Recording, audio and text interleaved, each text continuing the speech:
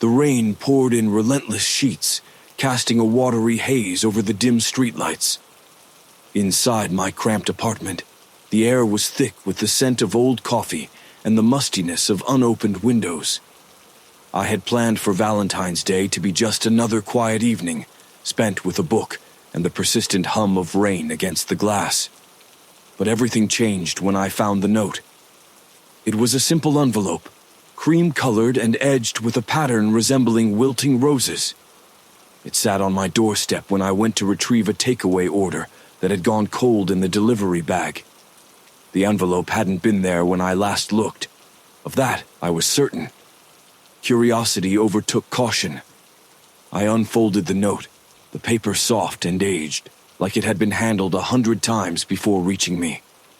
The ink was smudged but readable, the words elegant in their simplicity. For a night to remember, join us at Bella Morte, dinner at 9. The name tickled a faint memory. Bella Morte. It had been the crown jewel of romantic dining decades ago, its name often murmured in hushed tones for its beauty and its tragedy. It had shut down after a fire claimed its owner, the once bustling eatery left to rot on the edge of the city. I should have tossed the note into the trash. Who would send something so cryptic, and why? But loneliness is a sharp thing, and I couldn't shake the whisper of hope in my chest. Perhaps, I thought, someone knew me, wanted to surprise me. By 8:45, I found myself standing in front of Bella Morte. The building loomed like a shadow against the storm-lit sky, its crumbling facade framed by ivy that crawled greedily over its brick walls. The neon sign still worked, or at least part of it. Bella flickered weakly, casting a sickly pink glow over the darkened windows. Pushing the warped wooden door open, I stepped inside. The smell hit me first, a mix of mildew and something cloyingly sweet, like rotting fruit masked by cheap perfume. The room was cavernous, its high ceilings lost in shadows, with only a single table set at the center. Its pristine white cloth and glowing candelabra stood in sharp contrast to the decayed grandeur around it. Peeling wallpaper, shattered mirrors, and the faint scuttle of unseen things in the corners. I almost turned back, but a sound, soft and inviting, drifted through the still air. Music, a haunting piano melody that tugged at something deep within me. "Welcome," came a voice low and smooth from the shadows. I jumped, heart pounding, as a figure stepped forward. The man, if he could be called that, was tall and thin, his face hidden beneath a silver mask etched with swirling designs. He was dressed in an outdated waiter's uniform, and though his movements were fluid, they carried an unnatural stiffness, as if his joints were unfamiliar with motion. "Your table awaits," he said, gesturing with a white-gloved hand. The air was wrong, heavy with anticipation. But against all instinct, I moved toward the table, my footsteps muffled by the dust-thick carpet. The chair scraped against the floor as I sat, the sound cutting sharply through the eerie music. The masked waiter hovered beside me, silent as a statue, until he placed a menu before me. I hadn't seen him holding it before, and the paper looked impossibly pristine, its edges sharp as if freshly printed. The menu offered no choices, only a list. Amuse-bouche, C's secret entree, the beating heart, main, flesh of the earth. My stomach turned at the descriptions, but I kept my face neutral. Surely it was just a theme, a grotesque marketing ploy. Before I could ask questions, the first dish arrived. A small plate was set before me, its surface slick with water droplets. On it lay a single oyster, its shell glistening in the candlelight. "It is fresh," the waiter said, his voice soft yet commanding. "Eat." I hesitated, the air prickling my skin like static. The oyster shimmered unnaturally, its flesh undulating faintly as if alive. I leaned closer and saw it, a twitch, so small I could have imagined it. "It's just hunger," I whispered to myself. I hadn't eaten all day, my anxiety keeping food at bay. Perhaps my eyes were playing tricks. The first bite was cold and briny, the taste so intense I nearly gagged. The texture was strange, too soft, too yielding, but I forced it down. The waiter nodded approvingly, retreating into the shadows. Next came the entree, a covered dish, the dome lifted with theatrical precision. On the plate was a slab of rare meat, quivering as though freshly butchered. A single red droplet oozed from its center, pooling on the white china like blood. "This is," I began, but the waiter was gone, and my words fell into the stillness. The knife in my hand felt heavy as I sliced into the meat. The texture resisted slightly, like cutting into muscle. The scent was intoxicating, rich and metallic. But as I brought the bite to my lips, I froze. The meat moved. Not a twitch this time, but a ripple, as though something within it was struggling to escape. I dropped the fork, the clang echoing loudly. My heart thundered in my chest, and I pushed the plate away. "No," I said aloud, my voice trembling. "This isn't right." The music stopped.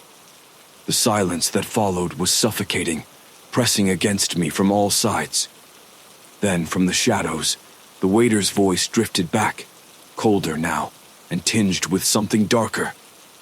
"Finish your meal, or it will finish you." I looked down at the plate. The meat was no longer still. Thin, veined tendrils writhed across its surface, reaching toward me. The candlelight flickered, casting grotesque shapes across the walls. The restaurant felt alive, its decayed grandeur now a grotesque theater of dread. I pushed back from the table, desperate to leave, but the doors I had entered were gone. The walls had closed in, the darkness swallowing them whole. From the opposite seat, the second chair scraped back as if unseen hands had moved it. Something, or someone, was sitting across from me now. "Eat," the voice repeated, and I felt the cold brush of breath against my ear. The scrape of the chair sent a shiver down my spine. I forced myself to look, my breath hitching as I met the figure seated across from me. Julia. Her name escaped my lips in a whisper, trembling with disbelief. It had been years since I'd seen her, but there was no mistaking those features, the soft curve of her jaw, the cascade of auburn hair that framed her face. And yet, something was horribly wrong. Her skin was pale, too pale, tinged with a bluish hue that reminded me of frostbitten flesh. Her eyes, once so warm and full of life, were dull and glassy, like marble set into her face. She stared at me, unblinking, her lips curling into a smile that felt wrong, stretched too wide and devoid of warmth. "Julia," I managed to choke out, though my throat felt like sandpaper. She tilted her head, her movements slow and deliberate, as though her body wasn't fully hers to command. Her voice, when she spoke, was a hollow echo of what I remembered. "Alex," she said, the sound like a distant memory. "You came." I stood abruptly, the chair clattering behind me.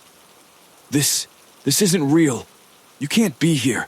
You're dead," she finished for me, her smile twisting into something cruel. "Yes, Alex, I am. But you already knew that, didn't you?" My knees buckled, and I gripped the edge of the table to steady myself.